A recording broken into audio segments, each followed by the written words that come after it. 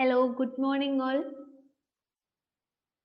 I'm Aishwarya and I welcome you all to the webinar conducted by DCA Technologies.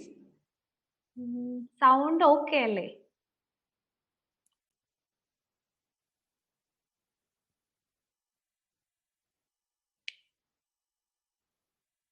I hope that is sound and you can also see that screen share. And today we are going to discuss about the importance of IFRS. Okay. So before before moving on to the importance about IFRS, let's discuss something about financial statements. Financial statements of a company എന്താണെന്ന് നോക്കിയിട്ട് നമുക്ക് importance of IFRS lake move ചെയ്യാം.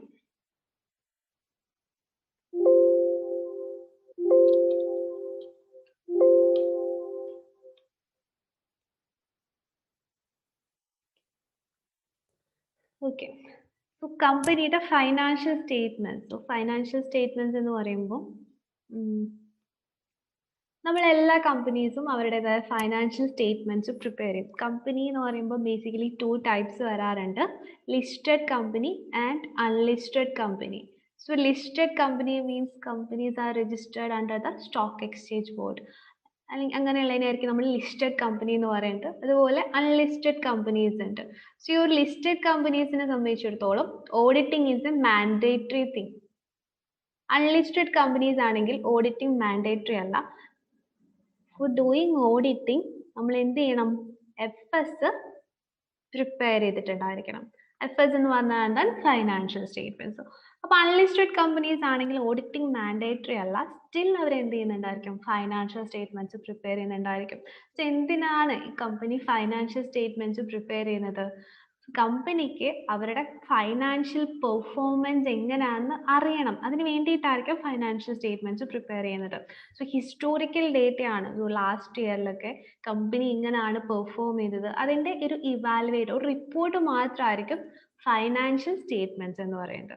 ഈ ഒരു financial സ്റ്റേറ്റ്മെന്റ്സിന് കുറേ users ഉണ്ടായിരിക്കും. Users like government, tax authorities, then investors, employees, shareholders എല്ലാവരും തന്നെ ഈ ഒരു ഫൈനാൻഷ്യൽ സ്റ്റേറ്റ്മെന്റ്സ് യൂസ് ചെയ്യുന്നുണ്ടായിരിക്കും. എന്തിനു വേണ്ടിയിട്ടായിരിക്കും ഈ ഒരു ഫൈനാൻഷ്യൽ സ്റ്റേറ്റ്മെന്റ്സ് അവർ യൂസ് ചെയ്യുന്നത്? കമ്പനിയുടെ ഇൻഫോർമേഷൻ അറിയാനായിട്ട്. ഫൈനാൻഷ്യൽ സ്റ്റേറ്റ്മെന്റ്സ് എന്ന് പറയുമ്പോൾ നിങ്ങൾ ഇപ്പോൾ കോമേഴ്സ് ബാക്ക്ഗ്രൗണ്ടിൽ നിന്ന് വന്നവർക്കാണെങ്കിൽ അറിയാം, P&L അക്കൗണ്ട്, ബാലൻസ് ഷീറ്റ്, അതൊക്കെ ആയിരിക്കും എന്ത് പറയുന്നത്? നമ്മൾ ഫൈനാൻഷ്യൽ സ്റ്റേറ്റ്മെന്റ്സ് എന്ന് പറയുന്നത്. So P&L account, balance sheet എന്നൊക്കെ പറയുന്നതാണ് ഫൈനാൻഷ്യൽ സ്റ്റേറ്റ്മെന്റ്സ്. നമുക്ക് 5 ഫൈനാൻഷ്യൽ സ്റ്റേറ്റ്മെന്റ്സ് ആണ് വരുന്നത്. ഈ ഒരു ഫൈനാൻഷ്യൽ സ്റ്റേറ്റ്മെന്റ്സ് നമുക്ക് തോന്നിയ പോലെ പ്രിപ്പയർ ചെയ്യാൻ പറ്റുമോ? ലൈക്ക് ഇപ്പോൾ ഞാൻ ഒരു എക്സാമ്പിൾ പറയുവാണെന്നുണ്ടെങ്കിൽ, ടാറ്റ ഗ്രൂപ്പ് ഉണ്ട്, ടാറ്റ മോട്ടോഴ്സ്, അതുപോലെ BMW, 2 കമ്പനീസ് ആണ്.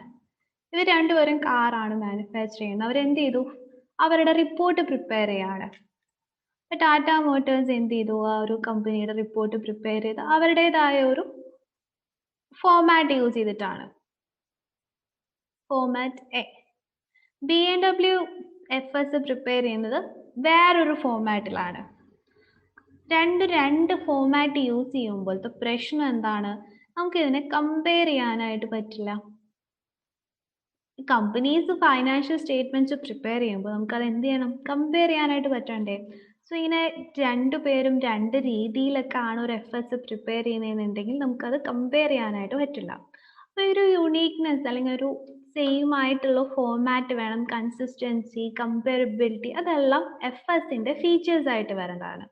അതുകൊണ്ട് തന്നെ ഫൈനാൻഷ്യൽ സ്റ്റേറ്റ്മെന്റ്സ് ഒരിക്കലും ഒരാളുടെ ഇഷ്ടത്തിന് പ്രിപ്പയർ ചെയ്യേണ്ടതല്ല. അവിടെ കുറച്ച് റൂൾസ് ആൻഡ് റെഗുലേഷൻസ് ഉണ്ടായിരിക്കും. സോ ആ ഒരു റൂൾസ് ആൻഡ് റെഗുലേഷൻസ് അക്കോർഡിംഗ്ലി ആയിരിക്കും FS പ്രിപ്പയർ ചെയ്യുന്നുണ്ടായിരിക്കുക. So for preparing the financial statements of a company there must be rules and regulations. ഈ ഒരു റൂൾസ് ആൻഡ് റെഗുലേഷനെയാണ് നമ്മൾ അക്കൗണ്ടിങ് സ്റ്റാൻഡേർഡ് എന്ന് പറയുന്നുണ്ടാവുന്നത്. അപ്പൊ അപ്പോൾ ഈ സ്റ്റാൻഡേർഡ്സ് യൂസ് ചെയ്തിട്ടായിരിക്കും നമ്മൾ എന്ത് ചെയ്യുക, ഓരോ റൂൾ അക്കൗണ്ടിങ്ങും പ്രിപ്പയർ ചെയ്യുന്നുണ്ടാവുന്നത്. ലൈക്ക് ഇപ്പം അക്കൗണ്ടിങ് സ്റ്റാൻഡേർഡ് ആയിട്ട് വരുന്നതാണ് ഇൻവെൻട്രിക്ക് AS2 അല്ലെങ്കിൽ IAS2 എന്നൊക്കെ പറയുന്നത്. അവിടെ പറയുന്നുണ്ടാവും inventory should be valued at cost or inventory should be valued at the lower of cost or NRV. Cost or NRVയിലാണ്. അതെന്താണ്? It's a rule.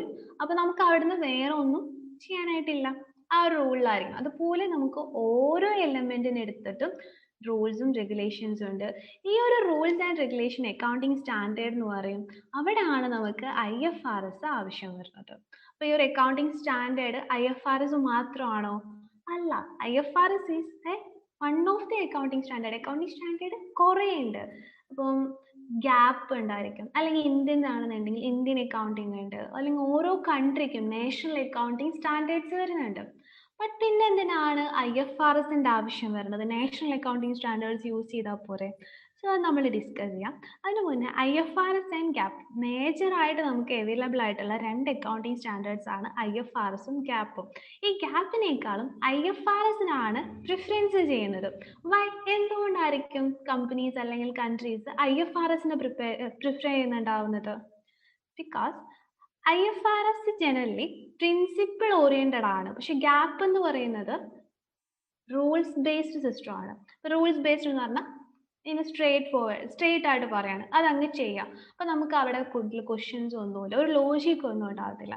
പക്ഷെ IFRSലെ ഓരോ സ്റ്റാൻഡേർഡും ഫ്രെയിം ചെയ്യുമ്പോൾ അതിന് ബിഹൈൻഡ് ആയിട്ട് കുറെ ലോജിക് ഒക്കെ ഉണ്ട്, അതിന് കോൺസെപ്റ്റ്സ് ഉണ്ട്. സോ അതുകൊണ്ട് തന്നെ ഇൻവെസ്റ്റേഴ്സ് അല്ലെങ്കിൽ users of the financial statements prefer IFRS rather than GAAP. അതുകൊണ്ട് ഗ്യാപ്പിനേക്കാൾ കുറച്ചും കൂടി ഇമ്പോർട്ടൻ്റ് ആയിട്ട് വരുന്ന എന്ത് തന്നെയാണ്? IFRS തന്നെയാണ്. അപ്പോൾ മെജോറിറ്റി ഓഫ് ദി കൺട്രീസും IFRS ആണ് അഡോപ്റ്റ് ചെയ്യുന്നത് four preparing the financial statements.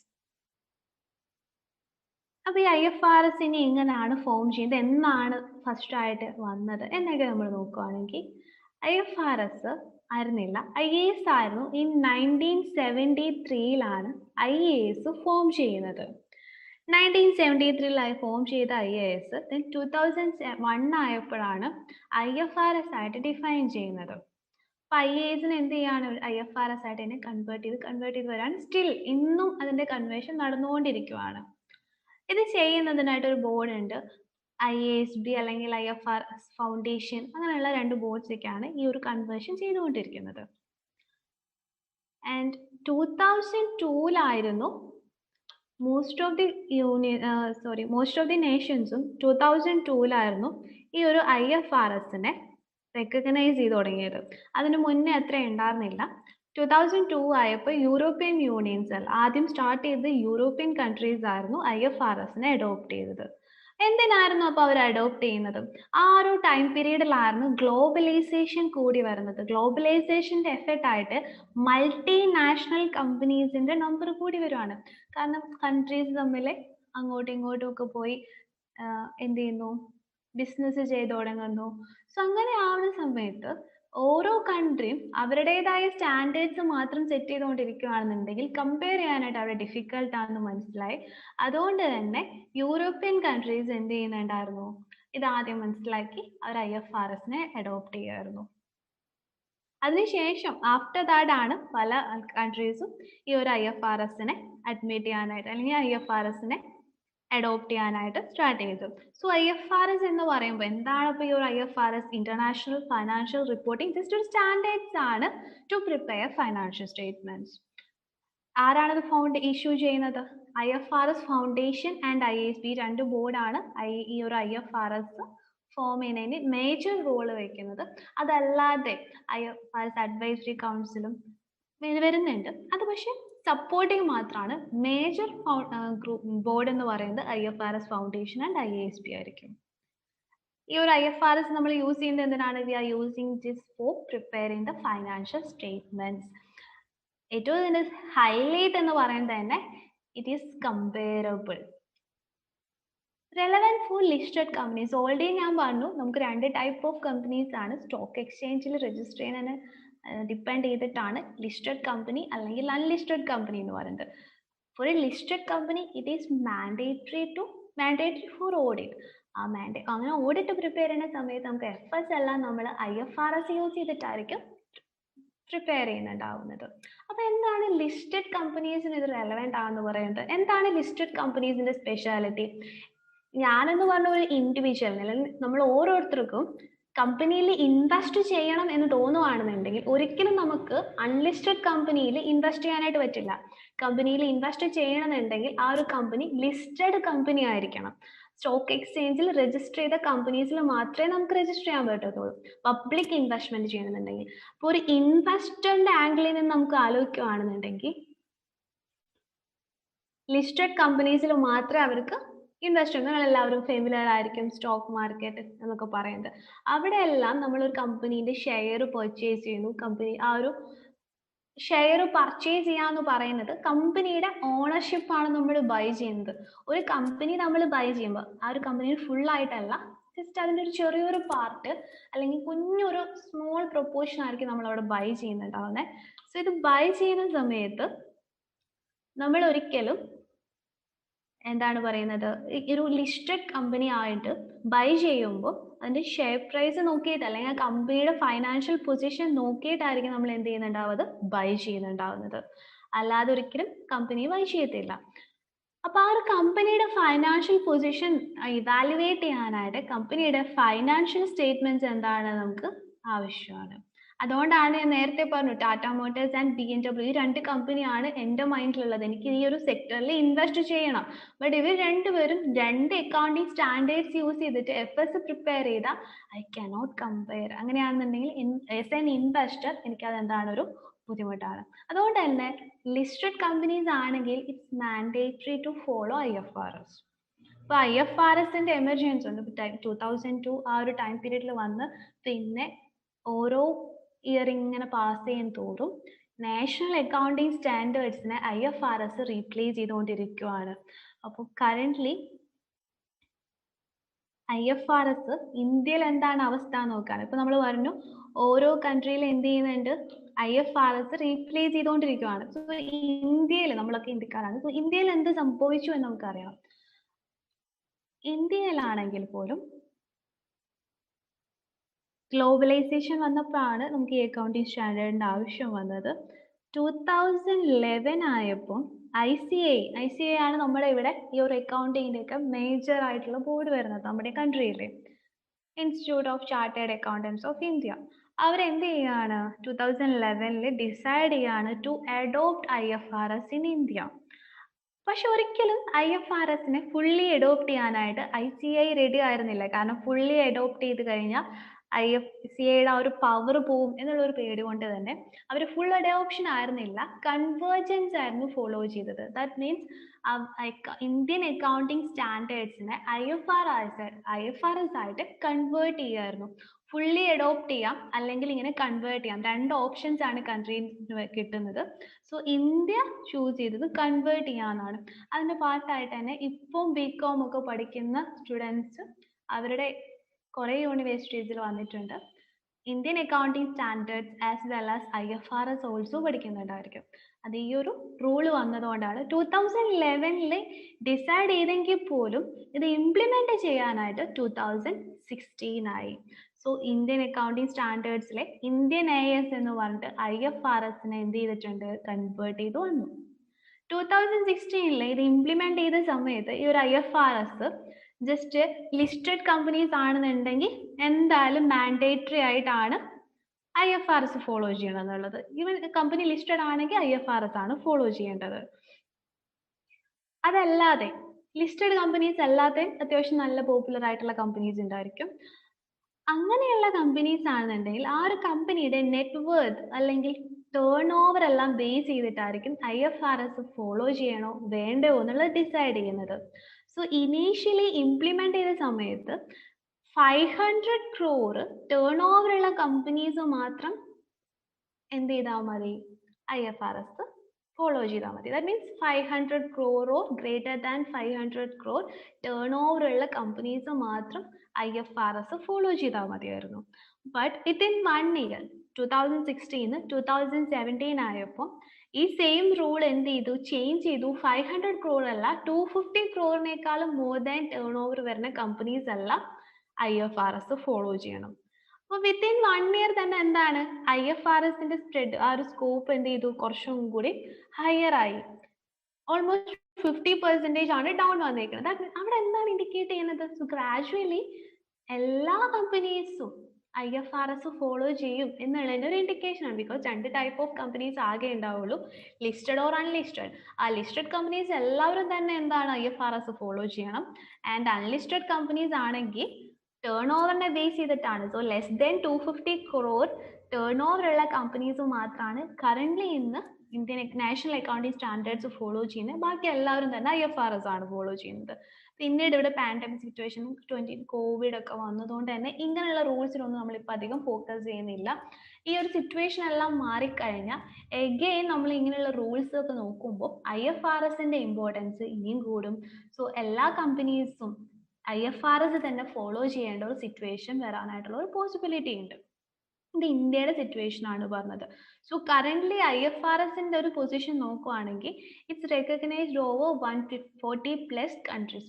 2002 തുടങ്ങി ജസ്റ്റ് ഇന്ന് നമ്മൾ 18 years കംപ്ലീറ്റ് ആവുമ്പോഴേക്കും 140 കൺട്രീസിൽ 140+ കൺട്രീസിൽ എന്ത് ചെയ്തു, റെക്കഗ്നൈസേഷൻ ചെയ്തു.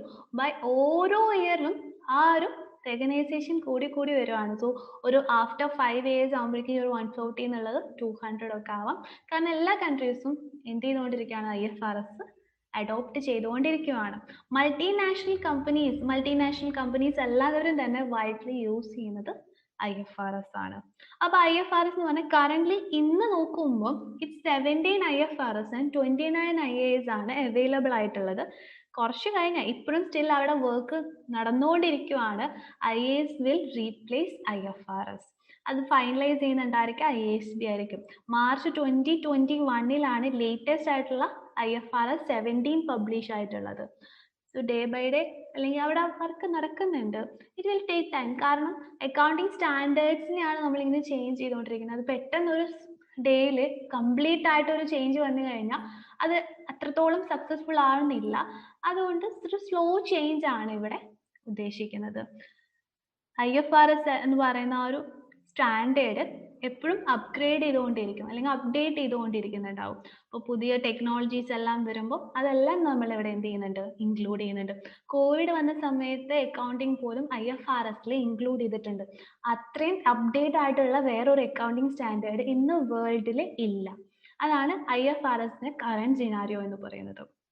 അപ്പോൾ ഈ IFRSന്റെ സ്കോപ്പ് എന്താണ്? ഈ IFRS നോളേജ് ഉള്ളത് കൊണ്ട് തന്നെ നമുക്കൊരു ബെനിഫിറ്റ് വരുന്നത്, IFRS ആണ് ഫ്യൂച്ചർ ഓറിയന്റഡ്, ഫ്യൂച്ചറിലേക്ക് വരുന്നതാണ്. ഇതൊരു ഹിസ്റ്റോറിക് ഇപ്പോഴത്തെ അല്ലെങ്കിൽ പണ്ട് ഉണ്ടായിരുന്നു എന്നല്ല നമ്മൾ പറയുന്നത്. ഫ്യൂച്ചറിലേക്ക് അത്യാവശ്യം നല്ല രീതിയിൽ പോസിബിലിറ്റി ഉള്ള ഒരു ഐറ്റമാണ് IFRS. അല്ലെങ്കിൽ കറന്റ്ലി സിറ്റുവേഷനും ഉണ്ട്. ഇന്ന് പോലും മൾട്ടിനാഷണൽ കമ്പനീസ് അല്ലെങ്കിൽ ബിഗ് ഫോഴ്സിലെല്ലാം ഹയർ ചെയ്യുമ്പോൾ അക്കൗണ്ടിങ് ഓഫ് ഫൈനാൻസ് റോൾ നോക്കുമ്പോൾ അവരുടെ റിക്വയർമെന്റ് ലിസ്റ്റ് എടുത്ത് നോക്കുകയാണെങ്കിൽ we can see that like must have IFRS knowledge എന്നൊക്കെ പറഞ്ഞിട്ട്. സോ എന്തുകൊണ്ടാണ് മൾട്ടിനാഷണൽ കമ്പനീസ് എല്ലാവരും തന്നെ ഈ ഒരു IFRS ആണ് ഫോളോ ചെയ്യുന്നത്? അതുകൊണ്ട് തന്നെ ആ ഒരു നോളേജ് ഉള്ള ഒരു പേഴ്സണിനെ ആയിരിക്കും അവർക്ക് അവിടെ എംപ്ലോയി ആയിട്ട് ആവശ്യമുള്ളത്. സോ IFRS അത്യാവശ്യം നല്ല രീതിയിൽ ജോബ് ഓപ്പർച്യൂണിറ്റീസ് അല്ലെങ്കിൽ സ്കോപ്പ് ഉള്ള ഒരു ഐറ്റമാണ്. നമ്മൾ ഇമ്പോർട്ടൻസ് ഓഫ് IFRSലേക്ക് ഇനി വരുവാണ്. നമ്മൾ IFRSന്റെ ബാക്ക്ഗ്രൗണ്ട് അല്ലെങ്കിൽ IFRS എന്താണ് എന്നെല്ലാം ഡിസ്കസ് ചെയ്തു. സോ എന്താണ് ഈ ഒരു IFRSന്റെ ഇമ്പോർട്ടൻസ്? IFRS എന്താണ്? ജസ്റ്റ് ഒരു common set of financial statements ആണ്. ആൻഡ് ഈ ഒരു ഫൈനാൻഷ്യൽ സ്റ്റേറ്റ്മെന്റ്സ് കൺസിസ്റ്റന്റ് ആണ്, ട്രാൻസ്പെറന്റ് ആണ്, കമ്പയറബിൾ ആണ്. കൺസിസ്റ്റൻസി മീൻസ് ലൈക്ക് സെയിം തന്നെ ആയിട്ടാണ് ഫോളോ ചെയ്യുന്നത്. ഇങ്ങനെ ഒരേപോലെയാണ് ചെയ്യുന്നത്. അതുകൊണ്ട് തന്നെ നമുക്ക് 2020 അല്ലെങ്കിൽ 2019 നമ്മൾ കമ്പയർ ചെയ്യാനായിട്ട് പറ്റും. കൺസിസ്റ്റൻസി ഉണ്ടെങ്കിൽ മാത്രമാണ് കമ്പയറബിലിറ്റി എന്ന് പറഞ്ഞ ഫീച്ചർ നമുക്ക് കിട്ടത്തുള്ളൂ. ഈ ഒരു ഫീച്ചർ ജസ്റ്റ് ഒരു ഏരിയ മാത്രമല്ല, ഇറ്റ്സ് അറൌണ്ട് ദ വേൾഡ്. അപ്പോൾ വേൾഡിന് തന്നെ എന്ത് ചെയ്യുന്നുണ്ട്? IFRSന്റെ ഒരു പവർ ഉണ്ട് അവിടെ. IFRSന്റെ ഇംപ്ലിമെന്റേഷനോടുകൂടി തന്നെ എക്കണോമിക് ഡെവലപ്മെന്റ് വരുന്നുണ്ട്. ദാറ്റ് മീൻസ് ഇന്റർനാഷണൽ ബിസിനസ് എന്ത് ചെയ്തുകൊണ്ടിരിക്കുകയാണ്, ഗ്രോ ചെയ്തുകൊണ്ടിരിക്കുകയാണ്.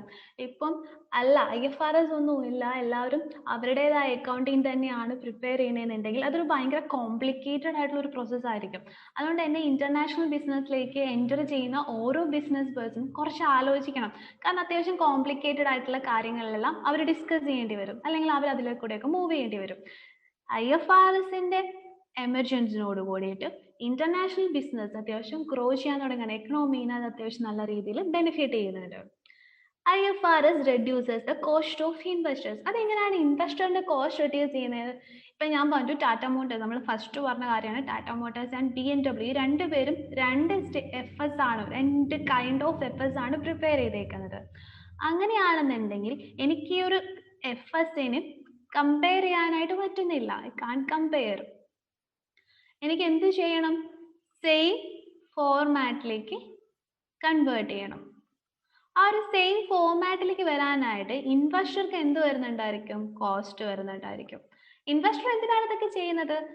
ആളുടെ കയ്യിൽ പൈസയുണ്ട്, സോ ആൾക്ക് അത് ഇൻവെസ്റ്റ് ചെയ്യണം.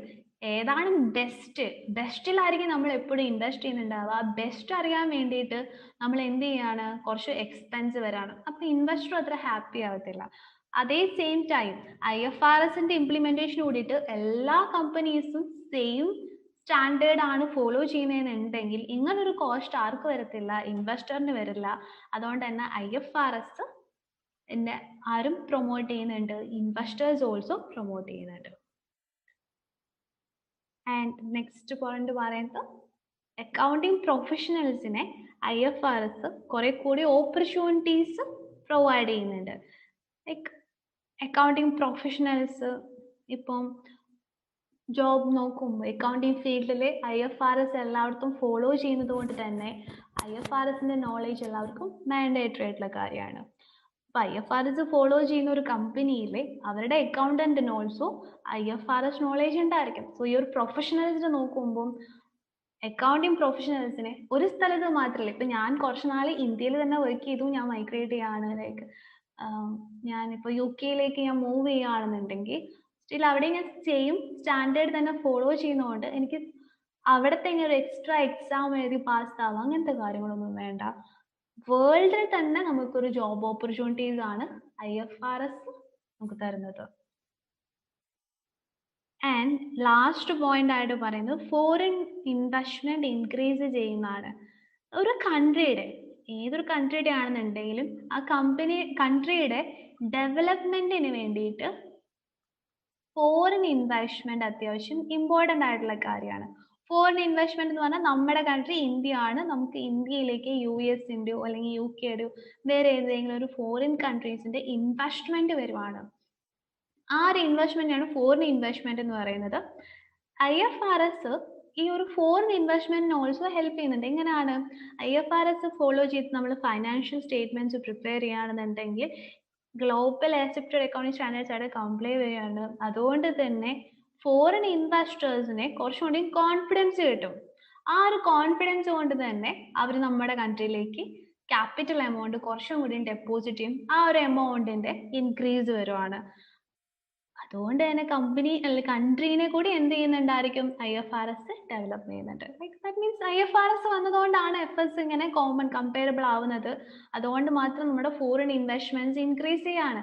ഇത് മനസ്സിലാക്കിയതുകൊണ്ട് തന്നെയാണ് ICAI എന്ത് ചെയ്യുന്നത്? IFRSനെ അഡോപ്റ്റ് ചെയ്യാനായിട്ട് റെഡി ആവുന്നത്. കൺട്രിയുടെ ഡെവലപ്മെന്റിനെയാണ് എഫക്ട് ചെയ്യുന്നത്, ജസ്റ്റ് ഒരു അക്കൗണ്ടിങ് സ്റ്റാൻഡേർഡ്. അത്രയും ഇമ്പോർട്ടൻ്റ് ആയിട്ടുള്ള ഒരു കാര്യമാണ് ഈ IFRS. ഇനി ഈ IFRS നോളേജ് ആർക്കൊക്കെ കിട്ടും, അല്ലെങ്കിൽ എങ്ങനെയാണ് ഈ IFRSന്റെ നോളേജ് കിട്ടുന്നത്? Like accounting professionals ACCA, CMA പോലെയുള്ള കോഴ്സസ് ഒക്കെ പഠിക്കുമ്പോൾ നമുക്ക് ഈ ഒരു IFRSന്റെ നോളേജ് അവിടെ പ്രൊവൈഡ് ചെയ്യുന്നതായിരിക്കും. പക്ഷെ ആ ഒരു അവരുടെ കോർ കോഴ്സ് എടുക്കുകയാണെന്നുണ്ടെങ്കിൽ അതിൽ IFRSന്റെ നോളേജ് മാത്രമായിരിക്കത്തില്ല, പകരം auditing, financial management, performance management, അങ്ങനെ ഒരു കോർപ്പറേറ്റ് വേൾഡിലേക്ക് വേണ്ട എല്ലാ കാര്യങ്ങളും പഠിക്കേണ്ടി വരും. അതിനുവേണ്ടി കോസ്റ്റും കൂടുതലായിരിക്കും, ടൈം പീരീഡും കൂടുതലായിരിക്കും. അപ്പോൾ പിന്നെ എങ്ങനെയാണ് IFRSന്റെ നോളേജ് കിട്ടുന്നത്? ഇതേ സെയിം ബോഡീസ് തന്നെ ഡിപ്ലോമ ഇൻ IFRS എന്ന് പറഞ്ഞിട്ടുള്ള ഒരു പ്രോഗ്രാം ഉണ്ട്. ഡിപ്ലോമ ഇൻ IFRS ഉണ്ട്, സർട്ടിഫിക്കേഷൻ ഇൻ IFRS ഉണ്ട്. Diploma in IFRS just graduate ആണെങ്കിൽ ഏറ്റവും ബെസ്റ്റ് സ്യൂട്ടബിൾ ആണ്. എലിജിബിലിറ്റി ക്രൈറ്റീരിയ എന്ന് പറയുമ്പോൾ +2 ആണ്. ബട്ട് +2 കഴിഞ്ഞൊരു സ്റ്റുഡൻറ്റിനേക്കാളും എപ്പോഴും ഗ്രാജുവേറ്റ്സിനാണ് IFRSന്റെ പ്രോഗ്രാം പഠിക്കാൻ നല്ലതാവുന്നത്. മെയിൻ ആയിട്ട് ഇതിന് ജോബ് ഓറിയന്റഡ് ആണ്. ഫോക്കസ് നമുക്ക് ഈ ഒരു നോളേജ് നമ്മളുടെ റെസ്യൂം ബൂസ്റ്റ് ചെയ്യാനായിട്ട് നല്ല രീതിയിൽ ഹെൽപ്ഫുൾ ആയിരിക്കും. ആൻഡ് സർട്ടിഫിക്കേഷൻ ഇൻ IFRS അത് ജസ്റ്റ് പറഞ്ഞാൽ നമുക്കൊരു ഗ്രാജുവേറ്റ് അല്ല, വർക്കിംഗ് എക്സ്പീരിയൻസ് ഒക്കെ ഉള്ള ആൾക്കാർക്ക്, പ്രൊഫഷണൽസിനെ സംബന്ധിച്ചിടത്തോളം വാല്യൂ ക്രിയേഷൻ ആയിരിക്കും certification in IFRS. So diploma in IFRS എന്ന് പറഞ്ഞ ഒരു പ്രോഗ്രാമാണ്. ഈ ഒരു പ്രോഗ്രാം പല ബോഡീസും ചെയ്യുന്നുണ്ട്. KCC ഓഫർ ചെയ്യുന്നുണ്ട്, സിമോ ഓഫർ ചെയ്യുന്നുണ്ട്, IAP UK ഓഫർ ചെയ്യുന്നുണ്ട്. എല്ലാ ബോഡീസും എന്ത് ചെയ്യുന്നുണ്ട്, ഓഫർ ചെയ്യുന്നുണ്ട്. ആൻഡ് ഈ IAP UK ആണ് മോസ്റ്റ് നമ്മൾ യൂസ് ചെയ്യുന്നത്. ആ ഒരു ബോഡിയുടെ സ്പെഷ്യാലിറ്റി എന്ന് പറഞ്ഞാൽ UK ബേസ്ഡ് ഓർഗനൈസേഷൻ ആണ്, ഗ്ലോബൽ റെക്കഗ്നൈസേഷൻ ഉണ്ട്, ആൻഡ് ഇന്ത്യയിൽ അവരുടെ സ്റ്റഡി സെന്റർ ഓൾസോ വരുന്നുണ്ട്. അപ്പം ഇതൊക്കെയാണ് അതർ ബോഡീസ് ഓഫറിങ് IFRS. ഇത് എല്ലാവരും എന്ത് ചെയ്യുന്നുണ്ട്, ഡിപ്ലോമ കോഴ്സ് പ്രൊവൈഡ് ചെയ്യുന്നുണ്ട്. അപ്പം ആർക്ക് വേണമെങ്കിലും ഏത് ബോഡിയുടെ അണ്ടറിൽ വരുന്ന IFRS വേണമെന്നുണ്ടെങ്കിലും ഓപ്റ്റ് ചെയ്യാവുന്നതാണ്. ഈ ഒരു IFRS നോളേജ് ഉണ്ടെങ്കിൽ നമ്മുടെ കരിയറിനെ ആയിരിക്കും അത് എന്ത് ചെയ്യുന്നുണ്ടായിരിക്കുക, ബൂസ്റ്റ് ചെയ്യുന്നുണ്ടായിരിക്കുക. കരിയറിലേക്ക് കുറച്ചുകൂടി ബെറ്റർ ജോബ് ഓപ്പർച്യൂണിറ്റീസ് ഒക്കെ വരാനായിട്ട് ഈ ഒരു IFRS നോളേജ് നിങ്ങളെ ഹെൽപ്പ് ചെയ്യുന്നതായിരിക്കും. ആൻഡ് ഈ IFRS നമ്മൾ ഓൾറെഡി പറഞ്ഞു 29 IASഉം 17 IFRS ആണ് കറൻ്റ്ലി ഇന്ന് അവൈലബിൾ ആയിട്ടുള്ളത്. ഓക്കെ, നമ്മൾ DCA ടെക്നോളജീസ് IFRSന്റെ ഗിയർ എന്ന് പറഞ്ഞൊരു കോഴ്സ് ആണ് ഓഫർ ചെയ്യുന്നുണ്ടാകുന്നത്. ഈ IFRS ഗിയറിൽ ഫുൾ സിലബസ് കവർ ചെയ്യുന്നുണ്ടായിരിക്കും. ആൻഡ് ഇവിടെ നമുക്ക് 60 hours ഗ്യാരണ്ടീഡ് ക്ലാസ്സസ് ഉണ്ടായിരിക്കും. Mock exams, doubt clear sessions, case studies എല്ലാം തന്നെ നമ്മൾ ഓഫർ ചെയ്യുന്ന സർവീസസ് ആണ്. സോ ഈ ഒരു പാറ്റേണിൽ നമ്മൾ പഠിക്കുകയാണെന്നുണ്ടെങ്കിൽ നമുക്ക് ഈസി ആയിട്ട് തന്നെ ഡിപ്ലോമ ഇൻ IFRS ക്രാക്ക് ചെയ്യാവുന്നതായിരിക്കും. ഓക്കെ, സോ ഇത്രയാണ് IFRS എന്ന് പറഞ്ഞ ഒരു സ്റ്റാൻഡേർഡിൻ്റെ ഇമ്പോർട്ടൻസ് ആസ് വെൽ ആസ് അതിൻ്റെ സ്കോപ്പ് എന്നൊക്കെ പറയുന്നത്. സോ ആർക്കെങ്കിലും എന്തെങ്കിലും ഡൗട്ട്സ് ഉണ്ടെങ്കിൽ ഇപ്പം ചോദിക്കാവുന്നതാണ്. Either you can unmute yourself, അതല്ലാന്നുണ്ടെങ്കിൽ ചാറ്റ് ഓപ്ഷനിൽ ക്വസ്റ്റ്യൻ ആയിട്ട് ചോദിക്കാം.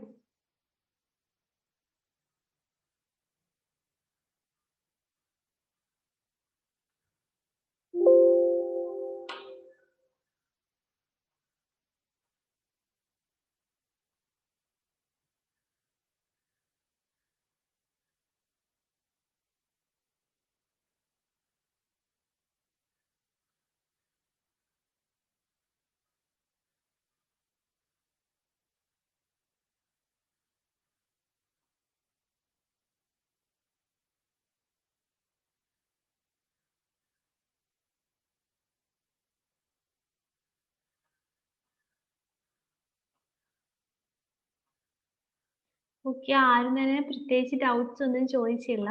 സോ ഞാനിതെല്ലാം ഓക്കെ ആണെന്ന് വിചാരിക്കുന്നു. ഓക്കെ, സോ ഞാൻ ഈ ഒരു സെഷൻ വൈൻഡ് അപ്പ് ചെയ്യാണ്. ഡൗട്ട്സ് ഒന്നുമില്ലല്ലോ? Okay. So thank you for your time. Have a good day.